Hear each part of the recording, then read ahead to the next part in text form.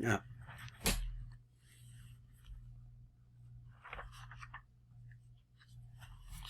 So this is Baruch Fleischman at the Tikkun Elevator Kollel, and we're saying this year on the Vegas network of Rabbi Mimran. And we've seen some absolutely fantastic things. This is a self-help book to straighten out your emotions. And he's really telling us many, many different types of different ways that we can do this. So let's take a look and listen to what Rabbi Mimran is saying right now. And here's what it is. He says, he's quoting here from this Sefer Habatim, which I'm not familiar with.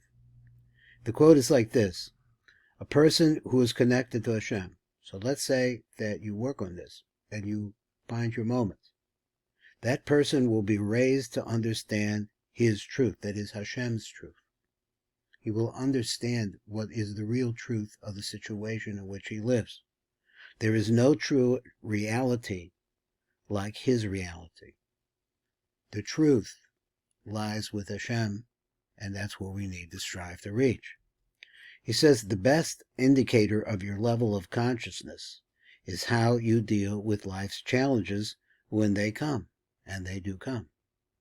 Through those challenges, an already unconscious person tends to become more deeply unconscious, and a conscious person more intensely conscious.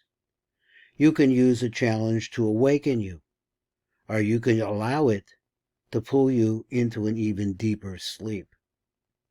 The dream of ordinary unconsciousness then turns into a nightmare.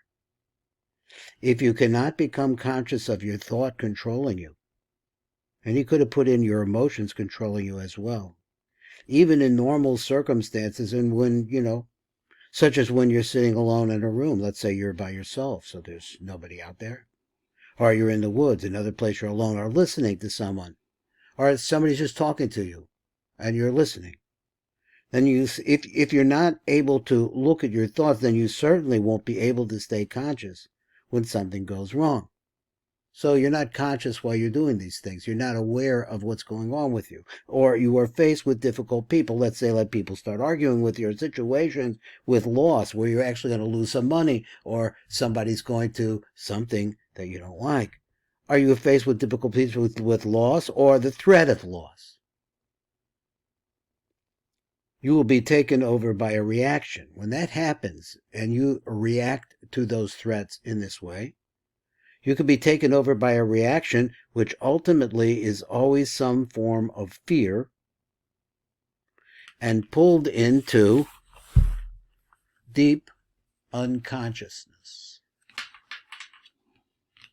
He says like this: your Creator presents you with those challenges, trouble, to give you the opportunity to grow into a better and stronger individual in order to connect with Him.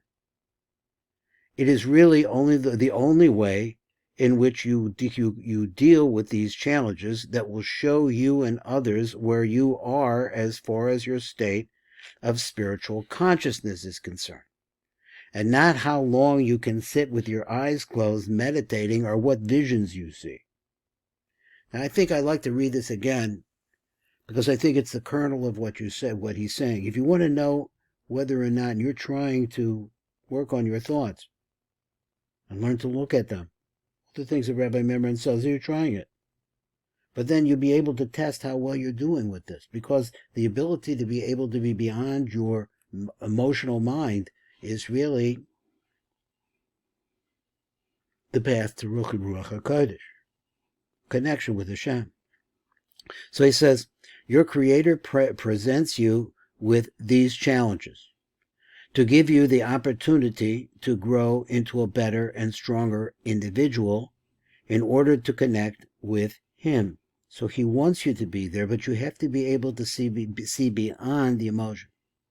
It is really only the way in which you deal with these challenges that will show you and others where you are as far as your state of spiritual consciousness is concerned.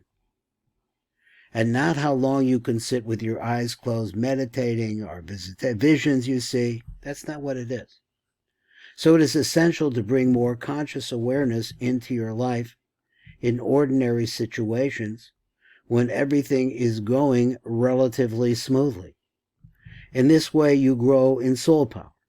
It generates a source of energy in you and around you of a high vibrational frequency. Remember that Rabbi Mimran was talking about that, because ultimately, reality is all vibration, just different levels of condensation. No unconsciousness, no negativity, no discord or violence can enter into that field and survive, just as darkness cannot survive in the presence of light. When you learn to be the witness of your thoughts and emotions. Now here's the punchline, which is an essential part of being in control. You may be surprised when you first become aware of the background static of ordinary unconsciousness and realize how rarely, if ever, you are truly at ease with yourself. On the level of your thinking, you will find a great deal of resistance in the form of judgment, discontent, and mental projection, away from the natural resonance of your soul's vibration. Now, I took this like this, and I'm trying to work on this thought that Rabbi Mimran brought us, is that if you find yourself, I like this word mental projection, which means what's going to happen in the future.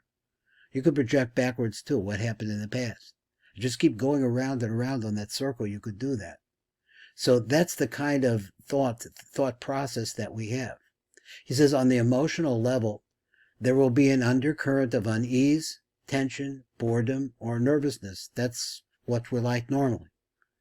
Both are aspects of the mind in its habitual resistance mode. Resistance is intrinsically connected to loss of awareness of the soul and forms the basis of our dehumanized industrial civilization. One more time again on that thought. He says on the emotional level, there will be an undercurrent of unease, tension, boredom, and nervousness. Now, he means to say that if our minds, or we are our minds, this is what's going on as an undercurrent. Both are aspects of the mind which has a habitual resistance. That is, that it protects itself. Resistance is intrinsically connected to loss of awareness of the soul because you're in a defensive mode, and forms the basis of our dehumanized industrial civilization, which to a great extent is based on greed. Those are my words. This collective dysfunction has created a very unhappy and extraordinarily violent violent civilization that has become a threat not only to itself, but also to all life on the planet. So we live in this bubble of our own little unconsciousness, and so therefore that we feel like everything's going to be okay, but you realize that we're living in a world that has been greatly dehumanized. Now let's see this little blurb that he writes at the end. He says, the best indicator of your level of consciousness is how you deal with life's challenges when they come. This is Baruch Fleischman for the Tikkun Elevator Kollel, and saying this year as well on the Devekas channel with Rabbi Yosef Chaim Mimran.